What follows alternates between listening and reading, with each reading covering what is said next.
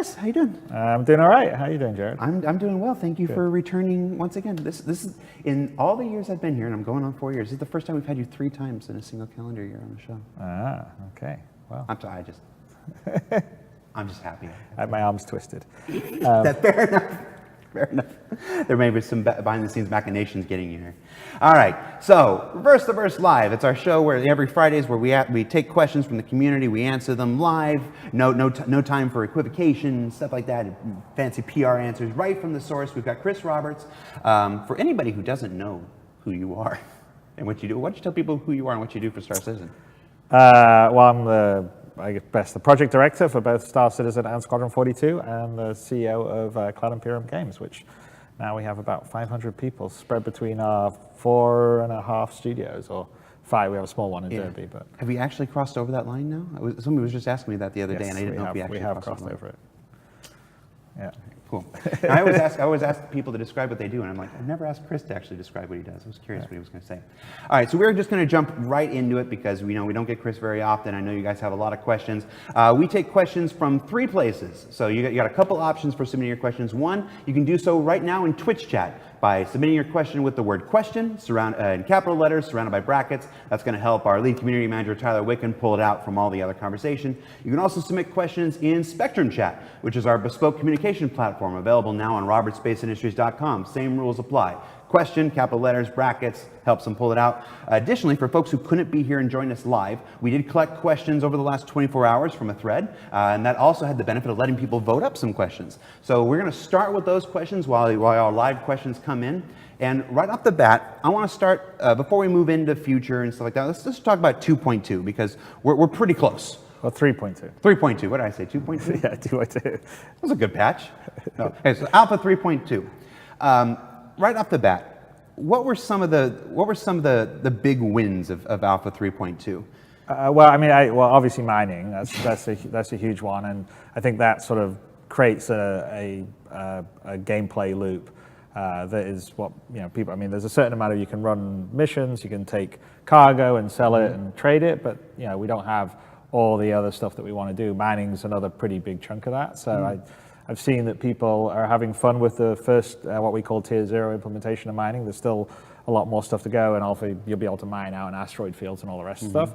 But yeah, so it's really nice to see that. I mean, rolling these out is very important to the overall sort of PU plan, because essentially we want you to be able to. It's a big sandbox, and also it should be up to you to do what you want to do, and we don't want you to have one way to play it. If you want to be sort of a miner, or you want to be a trader, or you want to be a pirate, you want to be a mercenary, you want to be a bounty hunter, all those, or if you want to be a farmer or something, all those things are possible. So you can be, someone that's more focused on non-combat, or someone that's focused on combat.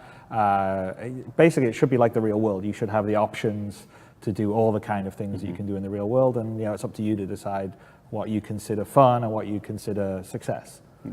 Now, you said, of course, mining is the big tentpole feature, and it's not the only feature. There's quite a lot of cool stuff. Well, the grouping stuff is important. I mean, that's again Tier 0, so there's still a level of implementation that will be continuing on in the subsequent patches.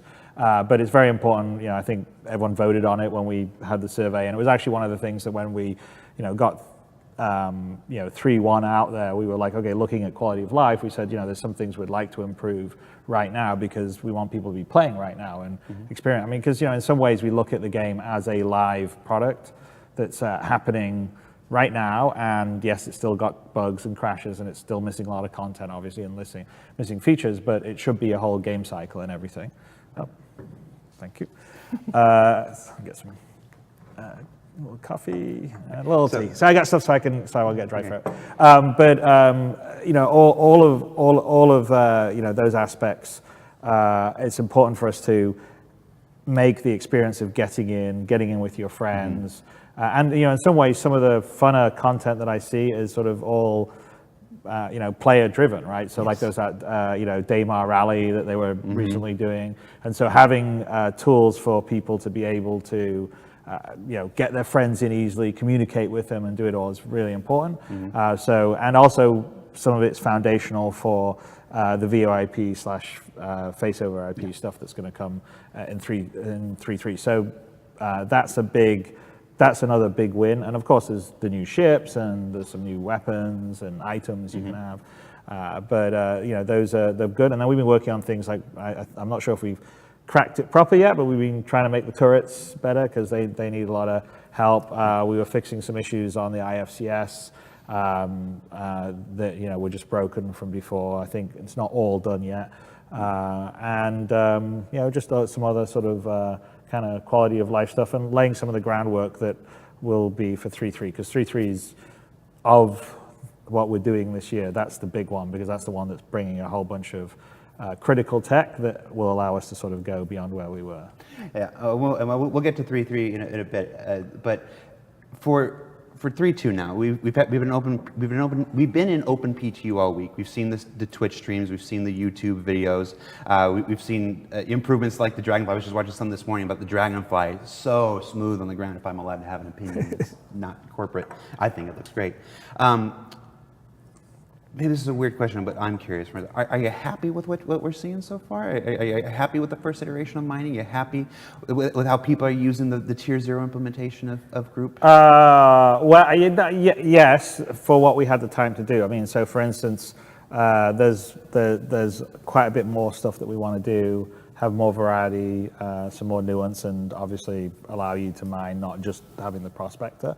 But for what we've done, I mean, I think we've done a nice combination of it's visually quite cool, and there is, I don't know whether you want to call it a mini game, but there is a certain amount of, management you have to do as you're mining that makes it more than just holding a space bar for a certain period of time and uptick the resources. And I think as we sort of fill out, like we've got plans for refineries and stuff in 3.3 and beyond. So as we fill out the sort of whole supply chain that will happen with that and have more roles, I think there'll be some really cool stuff where, people can be focusing on mining and their friends can be taking what they've mined off to the refinery to get it refined into the various materials that then could be sold on somewhere else. And so I think it's a good foundation, but there's a lot more that we want to do, because we sort of want to build out pretty much all these professions we've talked about to a level of sophistication that perhaps you don't normally see. For me, when I was jumping in, one of my favorite things to see, and maybe I'm just a weirdo, is flying over the surface and seeing the surface scattered with prospectors all doing their thing. It's very frontier-like. You just go there and you're like, everybody trying to make their own way in the world, and then occasionally watching one explode. It's like, you pushed it, you got greedy. You got greedy. Well, I think where else? I mean, there's some UI, like the overall UI needs a better unification. We've just had all these different, like, here's the mining UI, here's the scanning UI, here's the HUD stuff. So that's a longer term thing that we'll be fixing up and moving more to sort of 3D UI, which I kind of prefer. But it's our biggest problem is just pulling all these things together. Even with the amount of people we have, it always seems to take longer and is more difficult than anyone ever conceived or thought. I think the agile method that we've been using is definitely helping out, where people, we're sort of having groups that feel like their own little team that can achieve stuff. We're still, getting used to that. It's definitely, you can see the benefit, like going from 3.0 to 3.1 to 3.2. Absolutely. And having a cadence is also good. I think, the 3.2, when we first went to PTU, it was in a lot better shape than, for instance, when 3.0 first went to PTU. And that was partly because, we're not taking as long between releases, and so it has to be sort of kept in a better state. And people are, like I said, getting used to the cadence. So I think as we go forward, you'll continue to sort of see benefits from that. That's what, again, if I'm allowed to have an opinion that's not CIG shill here, this seems like people are having, this seems like a really good PTU. It seems like people are having more fun. This seems like there's some great stability. There's a lot of good improvements. I've been, the part of me that can still be a fan of the project, I've been very pleased personally with that. So I think that's an opinion that folks have shared. Oh, he's saying, yep. He's saying you got the crinkle thing. Just got the crinkle. Oh, jeez. All right. It's an old story. I'll tell you about it later. All right. So the group system. We had a party system in place. This is the new group and party system. A lot of some folks in the Spectrum chat asked, why did it take to 3.2? Like why wasn't a more easy way to get in there with your friends prioritized earlier in our development? You know, I mean, it's hard. I mean, like every single feature that basically we have 100 things to do all the time, and the time and the resources to do 10 of them. And so you just have to make calls on which one at that particular time you felt was more important. And and so the sort of grouping and friends was less important earlier. I think, you know, we've increased the player count, right? You know, we went to 50 with 3.0, and hopefully when we get some of the new stuff that will be coming in, the object container streaming and the bind culling, we'll be able to go beyond 50. We also have some physics optimizations that we're working on longer term that should bring up the ability to us have more players on one server and decent frame rate. Yeah, I mean, it was, you know, when we did it, it kind of felt like we'd gotten to the point where there was enough people playing or stability, and we should sort of focus on that. And also sort of focus on the experience now. So I sort of feel like until we got to that 3.0 level of stuff, there wasn't enough of a game or world to go and explore and do with your friends. Now it sort of feels like there is, and we're starting to bed, you're seeing it with the mining, and like with 3.3, we'll open up a lot more stuff. And so then it really sort of feels like, yeah, okay, let's get a device or a mechanism, a system in place for people to get together to talk, have their various chats in the game, and you'll just see that getting improved as we go forward. Like I said, for 3.3, we'll bring in the voice and the VoIP, but also have more of the Spectrum side of it, so you can also be doing the chatting in Spectrum, and you'll be seeing it in the game and vice versa and stuff like that. So it felt like the right time. I mean, it's always, all this stuff, there's a whole list of things. I see it on the forums all the time where people are, why don't they do this? Or, oh my God, that's, they're crazy, or they're idiots, or they don't know what they're doing. And, it's like, we're aware of pretty much all of it, and it's honestly it's a matter of priority, and it's always a hard decision to make. So, for instance, there quality of life improvements, like some of the things I've just mentioned, like making the UI or the HUD better or whatever. That takes time to do, but then it also takes time to do a new feature like mining. And then it takes time to do the, debugging, making sure the game's running. Like when we're going to PTU, there's a whole bunch of bugs that come up that people have to fix. And so it's really just a matter of allocating the resources and time to that. And sometimes you have to make, difficult or hard choices. I mean, I love to get new content. I love to get new features in. But if you're always doing that, then, the other stuff sort of drops by the wayside. And so that was a conscious decision we made. That's why we did this for 3.2. We said, okay, going forward, and partly the quarterly release stuff does that as, forces us to do that. But we said, going forward, we need to spend time improving the quality of life, improving the stability, improving the performance.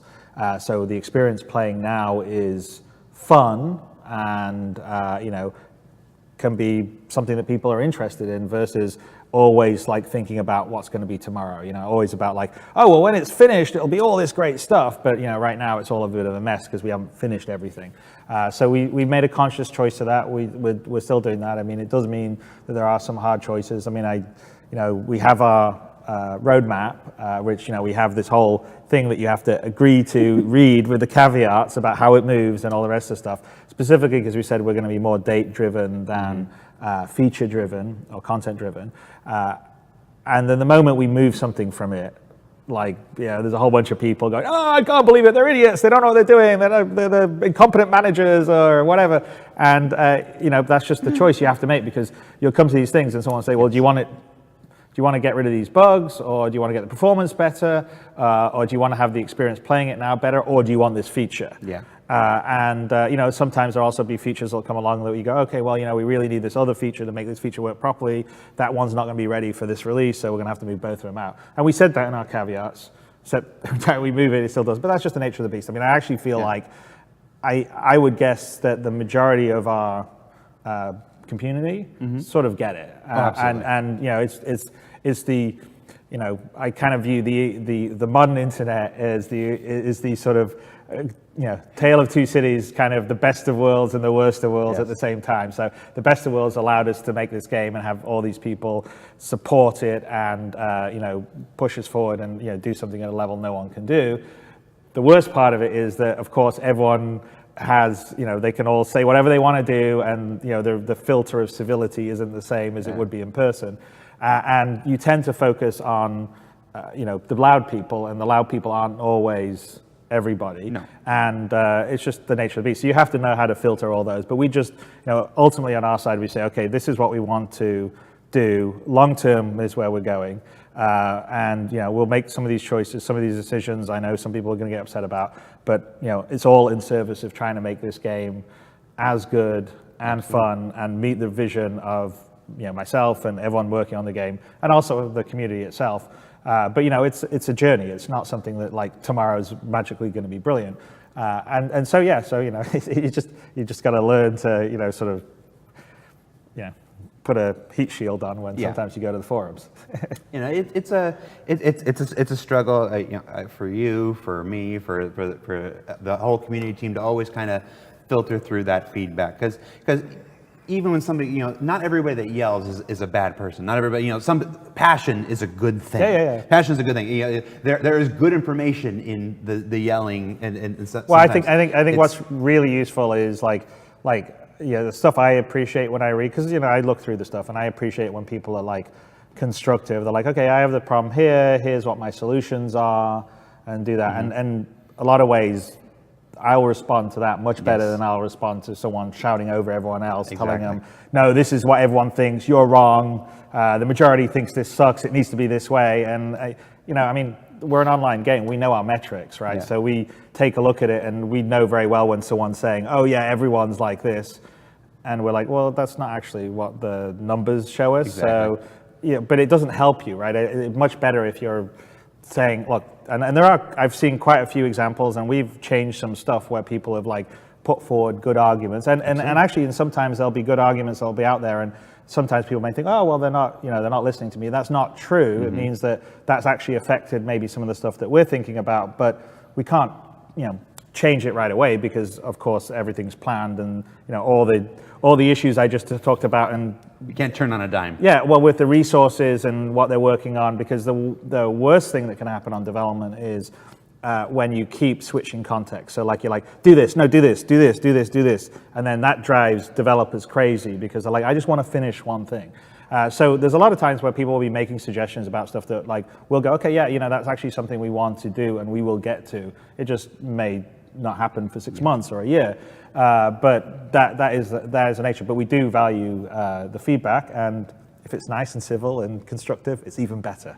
Yes, I saw a good conversation in Spectrum. I guess it was a couple days ago about the virtue of one very well constructed and thought out post versus a thread, a petition with we just want this, blah blah blah, and a bunch of yelling, a bunch of people voting. It's like the power of just one well thought out and constructed post. If you can make your point, it's any one backer can affect. Oh yeah, no, totally. Well, look, everyone that's on the team. Everyone, they're all human beings. So you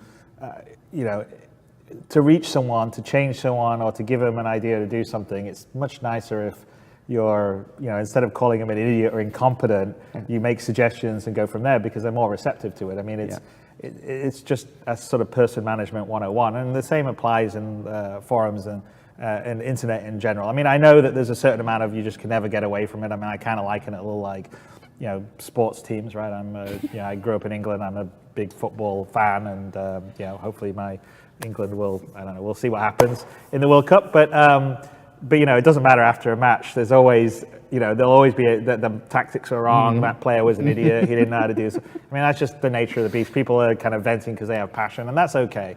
But I am saying if affect design change, it works much better when there's here's the issues, here's what I see as the solutions, and they're put forward. And even if it doesn't necessarily end up changing stuff, it does a lot of times make people think about it and consider it. And I know, all our designers, and everyone else that's sort of involved in kind of design and creative decisions, they do read our forums and other various feedback, venues, and it does affect their thinking. So it's good.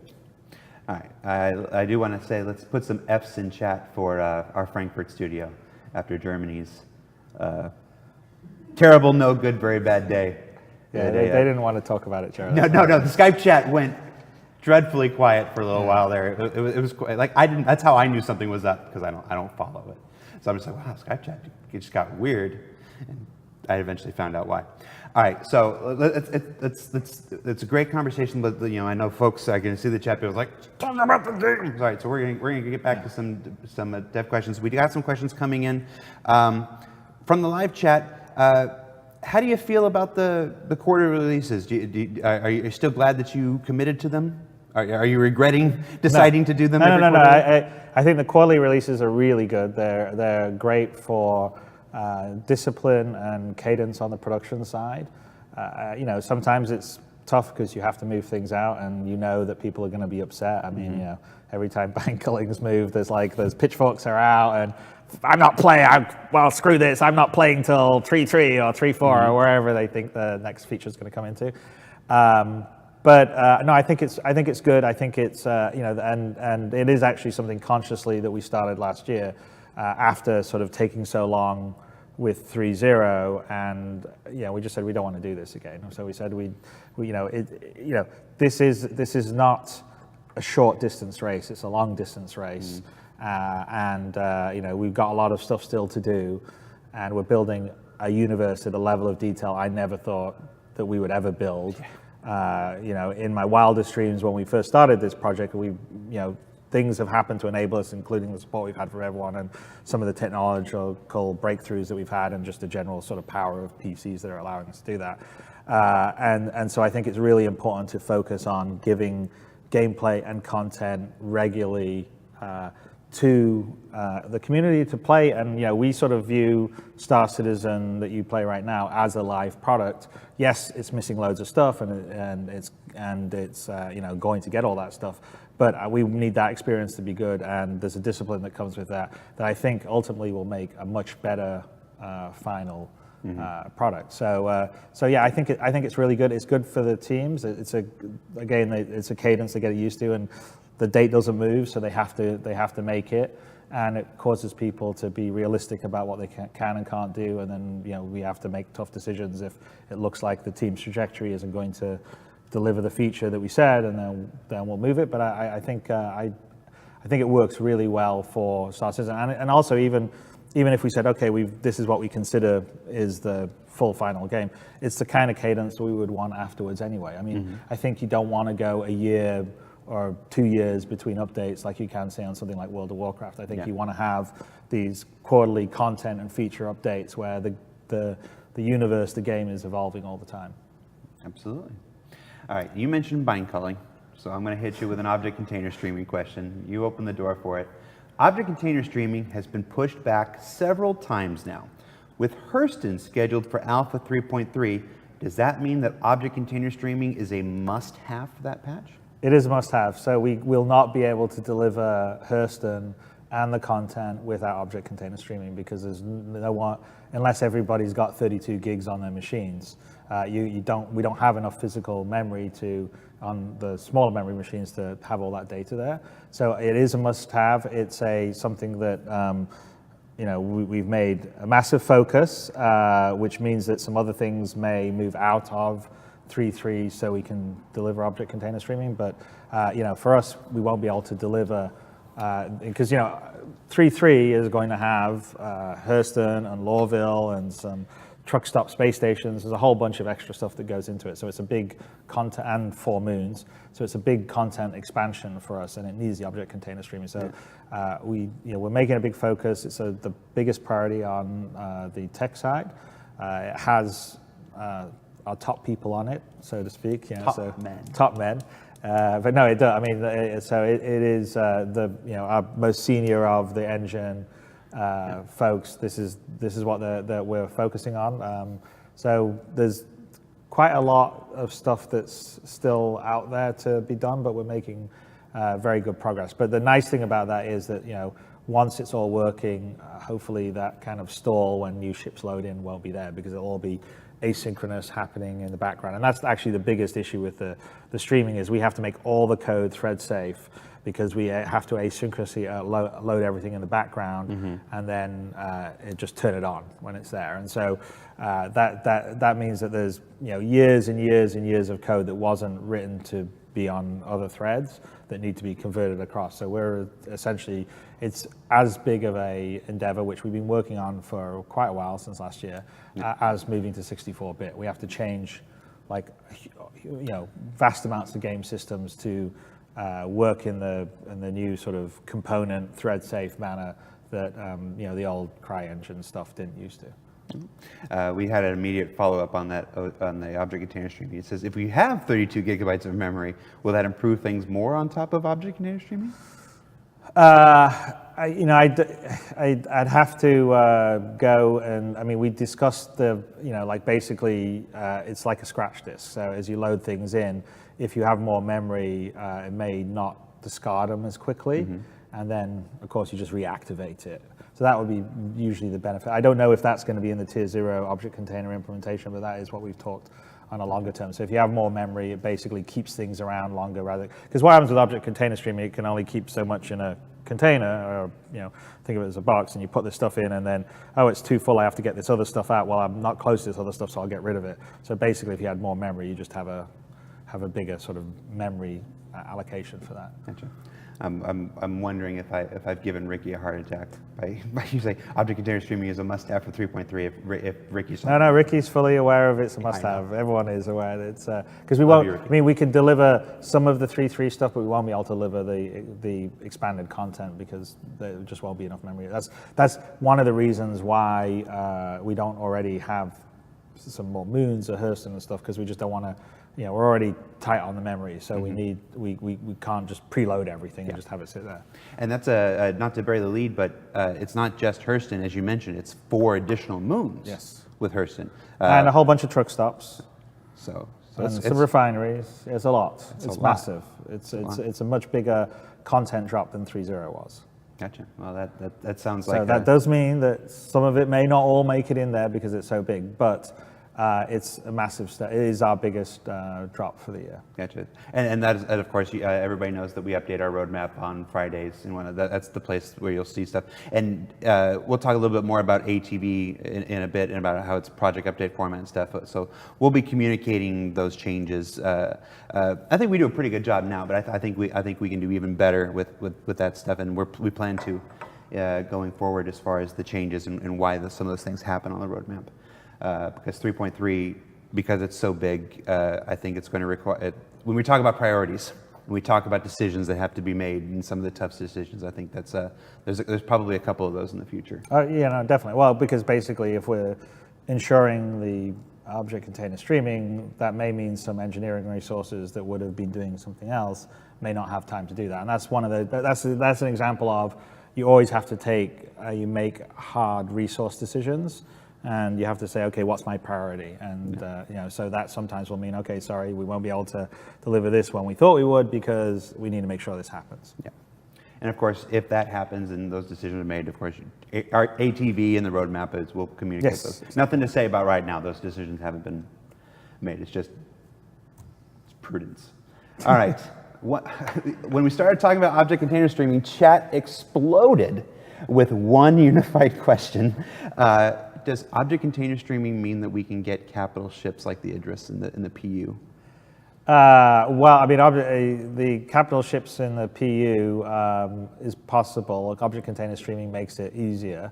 The Idris still has a few things to finish off before it goes in the PU, and I think we're missing the missile room, and it sort of needs to be sort of made non-squadron focused. And so much of the work of it is Squadron focused, right?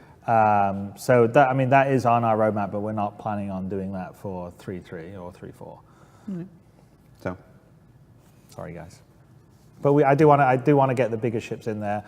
We have some other tech things that we're working on that will enable, because there's a bit of a push. There's some other optimizations we need to do besides object container streaming in terms of the bigger ships and making sure that they're LODing correctly, and we're not updating too many of the attachments if we don't need to attachment. So that's some stuff that will also, some part of that will be in 3.3 and some part of that will be in 3.4.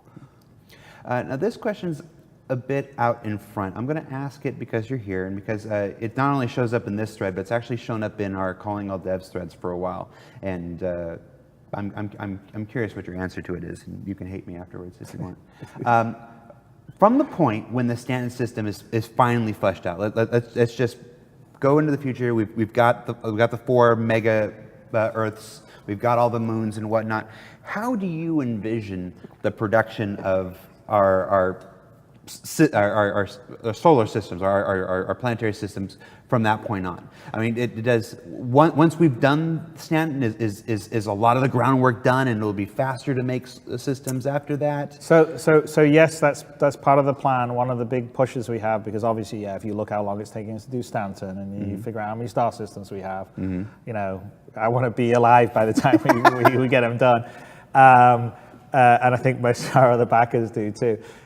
So no, it's kind of a tool issue, and it's a bit of a content issue. So the more sets that we build, and we're fleshing some of out Stanton, but we still got more to do, and the better the tools get, and that's one of our issues is that we just don't have enough tools people. We don't have enough engineers, and even though I told you we have 500 people, it's like everyone wants more people, and we don't have enough to get all this stuff done.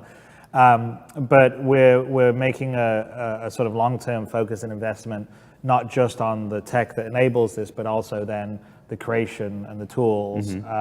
And so we need to be in a position where we can turn around a moon in a week, not in 2 months or 3 months.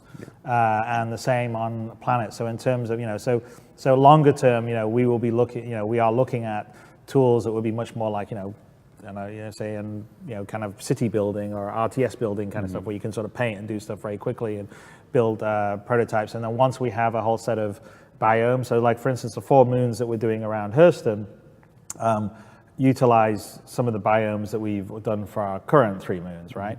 And we've created some new stuff as well. But the more of that you have, the bigger palette you have, the quicker and turning around. So we actually on 3.3 have set ourselves, I'd have to check with Ian, but I think he was trying to get all the 4 moons done in like a month with his team. So that would be way quicker than we did the previous stuff. Oh, absolutely. And so we're working towards it. So we're very aware that the trajectory needs to be much faster on this, but it'll take a while. So I mean, I think that sort of stuff, you'll start to see the impact of it next year, not so much this year. Yeah. I think one of the things that folks that have followed the project from the early days, the very beginning, because one of the great things about Star Citizen as a project and experience is this true behind the scenes. Yeah. I mean, I joke that if you followed us from the beginning and you're here with the end, you're going to have like a 400 level college course in game design by the time this is all said and done. I think we've demonstrated a facet that exists in all game development, and that's exponential growth. It's if you produce this much in the first year, that allows you to produce this much in the second year, that allows you to produce this much in the third year, and so forth. So you see that just borne out in ATV. I mean, remember what ATV used to be, in the early days, and then as we hit content phase, and well, now, when it was Wingman's Hangar, we basically showed nothing in the game, and it was just Eric goofing around. So it's a very different. I totally agree, and also we've grown as an organization, and we got more of the processes down. So we have a plan to get there. I mean, I'm not gonna lie to you and say, oh, it's gonna be done in a year's time or 2 years' time, but he said not. He said not. But yeah, I mean, it is. But the first thing is you got to get the tech, and then you start working on the tools, and you start working on the kind of pipeline and workflow, and then you can kind of get it down to something that works quite efficient. So our ship production pipeline's gotten pretty efficient compared to what it used to be in the early days, especially on the size and the scale of all the stuff they're doing. And longer term, we definitely want to, we need to get the planets and the moons and the environments all there. And and also don't forget, it's all changed, because it used to be, oh well, you would just ask for landing, and then we'd have a little cinematic, and then you land down in a very sort of constrained area that you could go and talk to a bartender or buy something. But now it's like a whole planet, and it's a pretty big planet or a pretty big moon. And so now it's like, okay, what are we going to do to make that? So it's not just, well, there's going to be one landing area. It's like, oh, well, how are we going to get little towns around here? Or how are we going to get, fauna and an ecosystem and resources you can do? So we're starting to lay all that stuff in. That's all in our minds. So yeah, I mean, look, as a player, you should be able to just hang out on one of the worlds and do that for ever if you wanted to. So we are going for that level of detail that we never were going for before. And obviously that requires a lot of tech, a lot of tools, and obviously more content. I'm gonna go ahead. I'm gonna go ahead and hit you with another big one. AI. I'm gonna do two parts here. First, we know one of the big things that slipped out of that deferred out of 3.2 into 3.3 was the FPS AI. I talked about it a little bit on RTV a couple weeks ago. But what can you tell us about FPS AI, where it's at now, and what we're thinking in the future? We're making a big push to get it into 3.3. We were looking at it in 3.2. I just personally felt like we weren't there. I mean, the AI side of things, in general, it's also an issue on Squadron, is gone slower than we'd want to. It's partly because we've sort of re-engineered this big system because we need something that's like dynamic on a level that you wouldn't normally, because normally on a lot of games your AI is pretty focused. It can be fairly scripted around sort of the trajectory you're taking through that story or those levels. But for us, we need it much more systemic.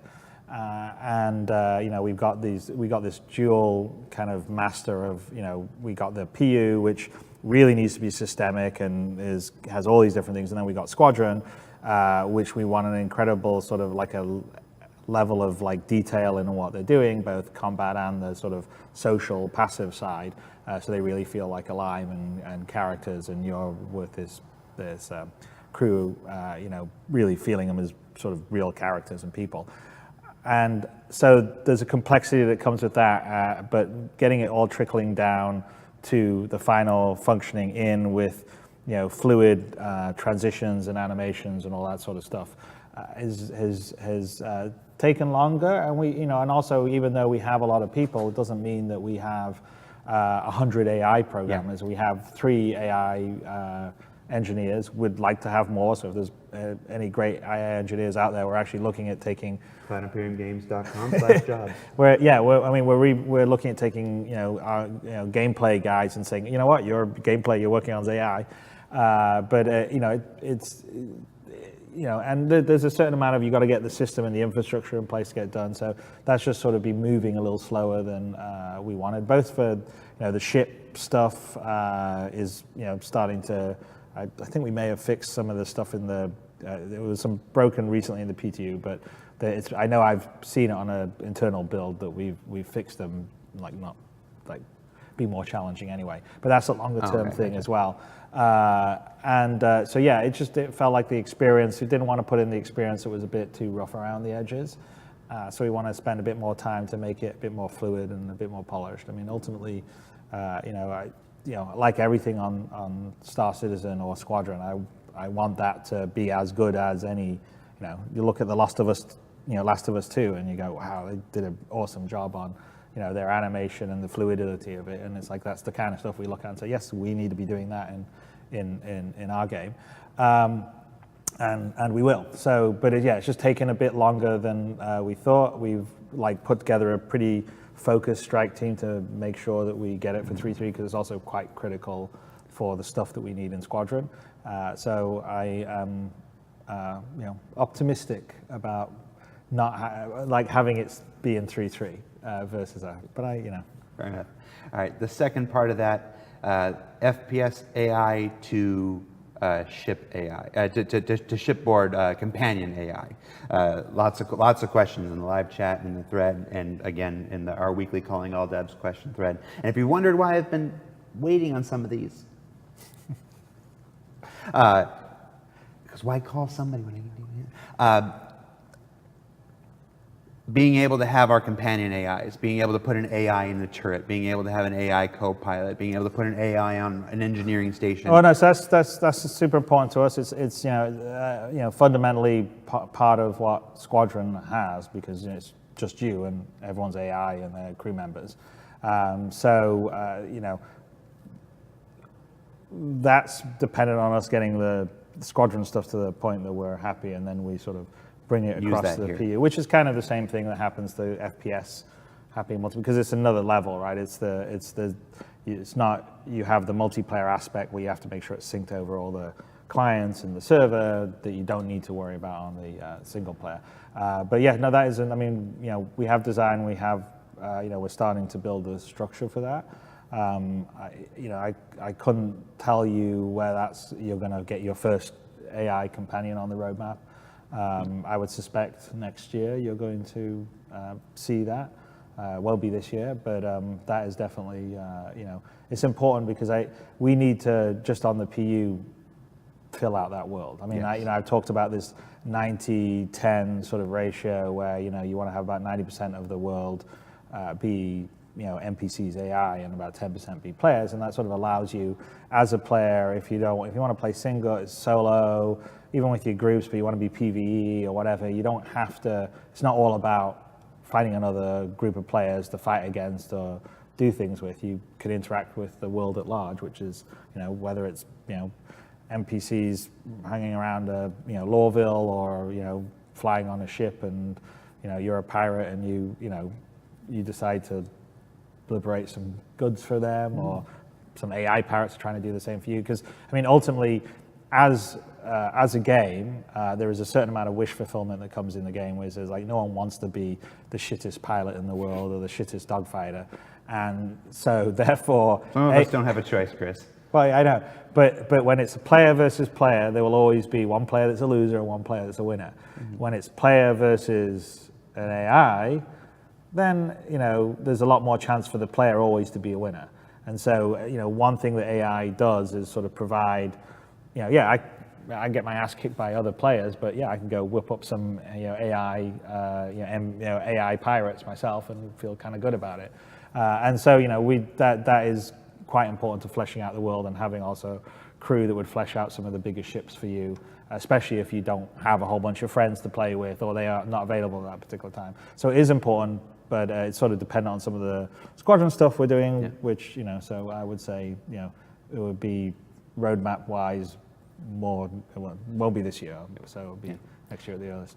Yeah, so it won't be this year. The roadmap is your place to look for that kind of stuff, though. Like I said, we do an update every Friday. It's like that. The big updates happen quarterly. That will be your place. Keep an eye on that. When we have a better idea of remotely where we or when we expect that to be, that's your place to find that out. Since you brought up the roadmap,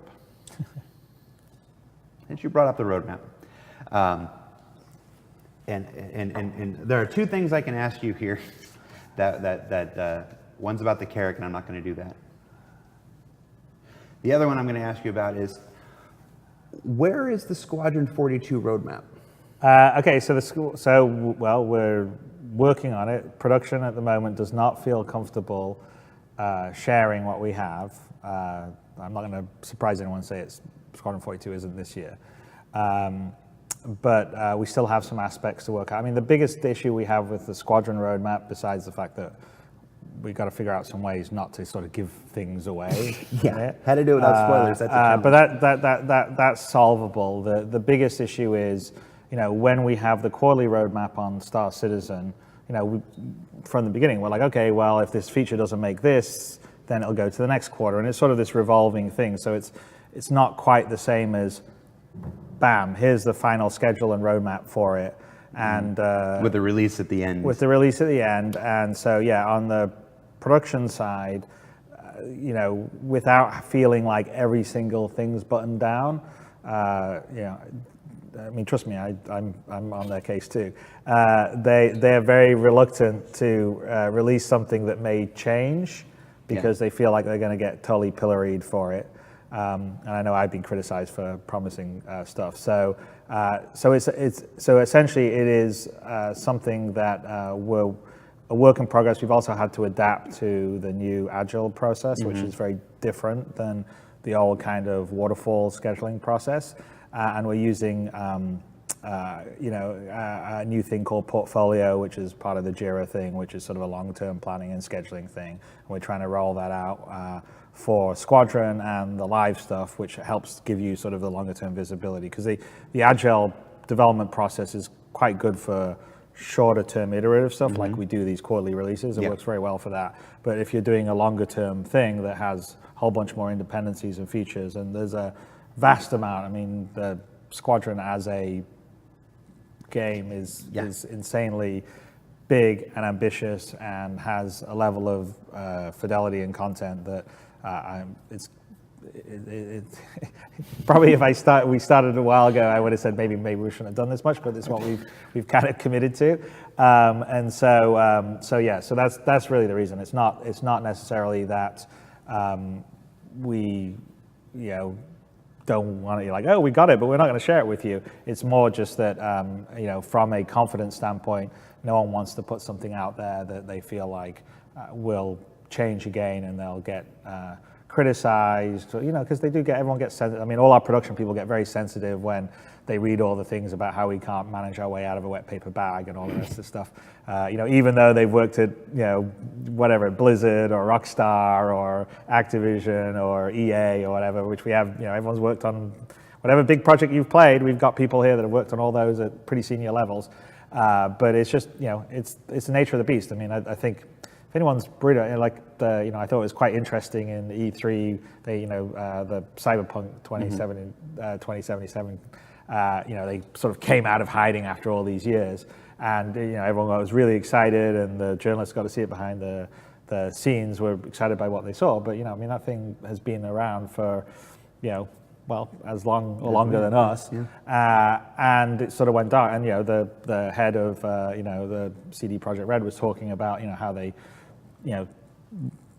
they stopped here, they refactored this, they redid this, they iterated, they did that, because that's game development. That is game development. It's also game development when you're reaching really high and you want a very high quality bar, and you're not sort of locked into, we've got to release for the Christmas quarter because that's what our shareholders need.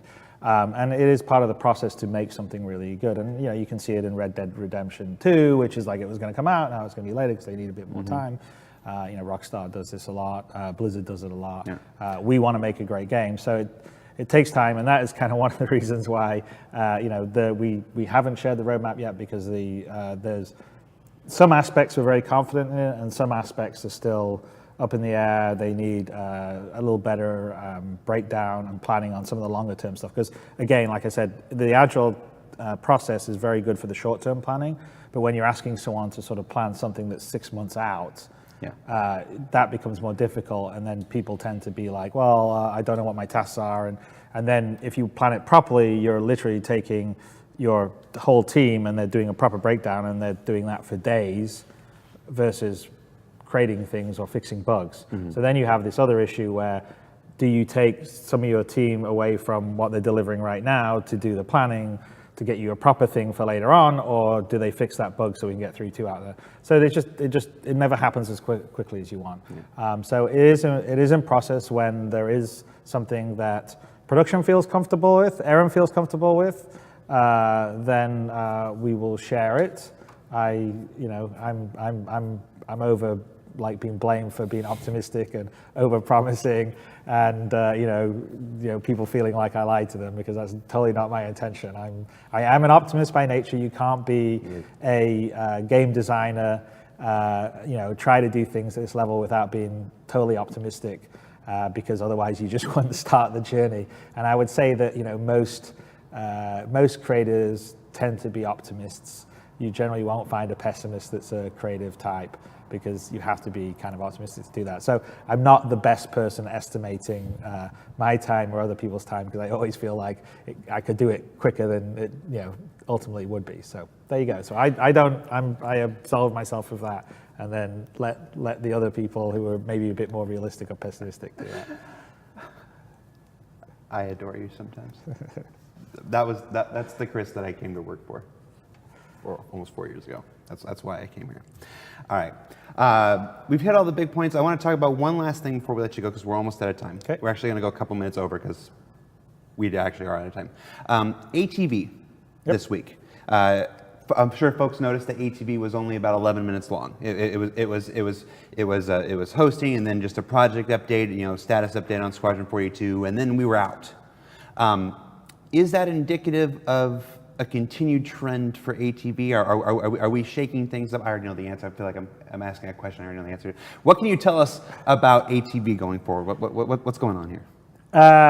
Okay, so we're not quite ready to announce it, so you sort of preempted it. But and I think we've been sort of looking at our format and feeling like we want to shake things up. I mean, things that I've noticed, right, which I find quite. I mean, first of all, I think we have probably 3 types of people that we need to have content for. So, one type is super diehard, completely knows everything about Star Citizen, obsesses about it, is on Spectrum, on Reddit, watches everything. Yeah. Then we have the, sort of more casual check-in occasionally, what's happening, but, it's not 24/7 obsession. And then we have sort of, hey, what's this Star Citizen thing? It's kind of cool. Tell me a little bit about it. I'm interested. And I think, say some of the ATV problems that we've had is that we just mash too much stuff together because, in today's world, YouTube, I know myself when I'm watching, I mean, it's a different format. It's not the TV format where it's like a half-hour show or an hour show. It's like, oh, I've got a few minutes. Yeah, I'll watch this video. And, the moment that video becomes 10 minutes or 20 minutes or 30 minutes, and then it becomes a bit of a viewing commitment, and it hurts, and so you don't get as many people. So, part of what, I feel, and I think it's not just me, it's everyone that's part of the team, is that we would be better served to sort of break our content up more appropriately, because it's really frustrating. You work on a 30 or 40 minute show, everyone jams it to get it out there, and then there's people going, I just want to see the dopamine cut, show me the pretty pictures from 5 minutes, I don't want anything more. What's the summary of the show? I don't have time to watch it. And it's like, okay, so I think what we're thinking about doing is taking the featurette stuff and making those bigger, more in-depth, better, higher production quality, but not try to force one every week. Like, let's do a featurette, let's do a deep dive. We finished mining, let's go into mining, let's go in how we did it, what all the challenges were, like a sort of behind the scenes, really slick behind the scenes, like little mini doc or something that would happen. And that's for your subscribers, your diehards, and the people that really want to know everything about it. But it's also in a way that can be accessible if someone says, I just want to know about the mining. But that's a different thing than your sort of weekly update, which is like, okay, here's a weekly update. Here's kind of like a quick snapshot of what's been happening in Star Citizen, and here's like the studio update in a sort of brief format where you see some really cool stuff, but it's not really going into the details, but you get a sense of what's happening, what the progression is, and it's digestible in a nice, easy, non-massive amount of time required way, and very visual and fun. And then we'll also want to be doing some content that's more applicable to people that like, hey, I want to know about Star Citizen. And so we're sort of thinking about, instead of like trying to jam a whole bunch of content into one show, why don't we take, not do less content, but break it up. It's all the same amount of content. Break it up and be more targeted and spend a bit more time to increase the production quality levels. I mean, we've been, we're actually actively sort of hiring up on the video, what we call GVP, general video production. So we just brought in, a new senior editor. We're looking for a showrunner, and so we're trying to up, we'll probably set it up in such a way that we'll have the capacity to do things and do them to a little higher quality, and also do them with maybe a bit more, because the other big problem that we have with the content generation is getting the developers, getting them to interview them, getting the B-roll for them. It can be a heart attack every single week. It's sometimes why things were late in the past. Just because they're busy, they're trying to ship something, or they've got one of their sprints that's due and they've got to get it done. And so with a bit more time, a bit more planning, a bit more staff and focus on the video side, and not being beholden to, we need one feature or two featurettes a week, and we need the studio update and all this sort of stuff all crammed in, I think we'll be able to deliver it more consistently in quality and do a better job with the development side, so they feel like they're not just getting harassed like on the Tuesday or Wednesday for some B-roll for the show on Thursday. And you know, it's an ongoing challenge, but we're trying, like in everything we try to do, we want to improve every aspect, whether it's the game, you know, how we interact with the community, how we do our video. So we're always looking to make it better and do it. And so this is kind of what we think would be better. So like I said, it won't be less content, it will just be more targeted and different sort of kind of content for the appropriate people. And then if you want to see it all, of course you can see it all, but you know, because otherwise, like, what's the point? You know, like everyone slaves over their ATV, and you know, now there's like this, someone made a 5-minute cut of it because they don't want to watch it's like, well, we should be doing that 5-minute cut, not the, you know, the community doesn't need to do that for us. We should do it. And so the people that like that could have that, and they could have the people that really want the in-depth piece and they really want to get behind the scenes and see what's happening there. And I think that'll be better, because then it will be, you know, because sometimes we've had features that we haven't finished the feature on, right? And so everyone's sort of talking about what they're going to do. And I find that kind of frustrating, because we don't have the final imagery, we don't have the final graphics. People are still talking about what they're going to implement. So for me, I'd much rather we do a featurette, like, okay, we've done this thing, and now we can like do a nice making of and do the stuff. You know, not dissimilar. We had these, you know, we've shifted around on the commercial side.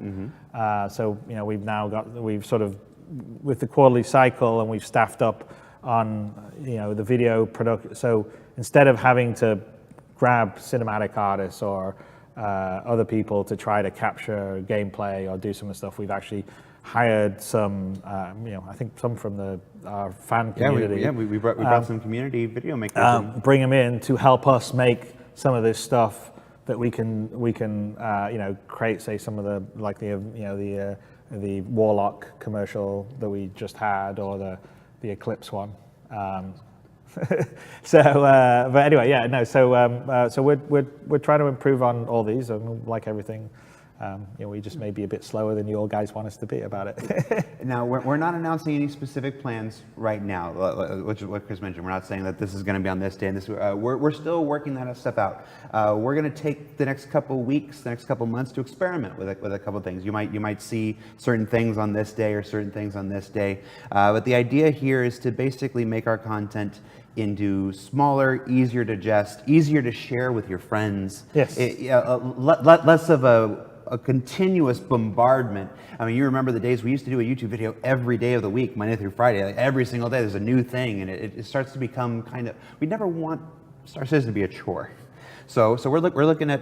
Well, yeah, and you don't want to have filler, right? Because exactly. It's like, you know, I know everyone always has rose-colored glasses about the past. So they'd go, but you know, like in the old days, I mean, you know, last year it was quite nice. We had our we cycled between the studios, and then we had the featurettes and stuff, and it was a bit easier because we hadn't had any releases. So you know, there was a bunch of stuff everyone was dying to know about. But you know, even then, it would be like, you know, they'd be like, oh, this Austin one, they don't have anything. Screw that. That's boring. They're talking about this stuff. That most boring episode ever, you know. And so I think it would be better to, you know, it's not so much about quantity, it's about making the quality higher and then making it sort of targeted appropriately. So that's what we've been thinking. We've been, you know, working, you know, we're working towards that. We've still got some infrastructure to put in place, because we're trying to solve the issue of how to keep everyone totally up to date on what we're developing, so you feel like there's progress. Not show everything, because otherwise when you go to CitizenCon there's nothing to know, or you won't play Squadron, you'll be like, well, I already know what's going on. And also not drive our developers crazy because they've got like multiple deadlines on them, because you know that's not fun for them either. So we're trying to find a good cadence for that. But you know, ultimately, I think, you know, our goal long term is to give you higher quality content, more targeted. Gotcha. So just to assuage any concerns right now, we're still doing ATV, we're still doing Calling All Devs. I'll still be here on Fridays doing whatever the hell it is that I do. Like this, ShipShape's not going anywhere. We're still going to do ShipShapes, although it might break out into its own thing, so it's easier to just, you know, have it and share. Well, again, I mean, that's what I think. I mean, I think like at that point, you should make the ShipShape shouldn't be. Why would it be with ATV? It should be about, okay, we're ready to talk about a ship, you know, and that should be its show. It should be the focus, because otherwise you're sort of like, you've got people that either skip to, I mean, like we can see it on the YouTube metrics. It's, you know, not everybody watches the whole show. There's like a much smaller percentage of the people that watch the whole show. A lot of them watch just a portion of it, you know, usually the studio update or whatever, or maybe if there's a ship update, they'll go and skip to that one. So I think, yeah, it's better to be, this is about the hurricane. This is, you know, okay, this is about mining. This is, you know, this is what the studios are working on this week. I think that would work better. And so these changes start with ATV. Again, I'm not going to tell you what it's going to be. We're still working that out and stuff. But you see an ATV this week that was a little different than you're used to, 11 minutes long, it's like that. ATV next week will be something a little different. Then maybe the week after that, we're going to experiment with a couple different formats, a couple different technical things.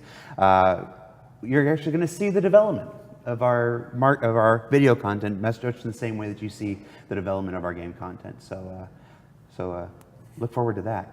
And if you can keep the pitchforks at bay for a little bit while we experiment, I would appreciate that. That's just for me. There'll be some pitchforks. There's always pitchforks. All right, Chris, that's it. I'm going to let you go. I know you have your schedule is, every time I think my schedule is crazy, I open up Chris's schedule and I look and I'm like, all right, I'm not so bad. So I'll let you get back to work. Thank you so much. Okay. All right, we're going to take a quick break, and when we get back, we'll do the wrap up.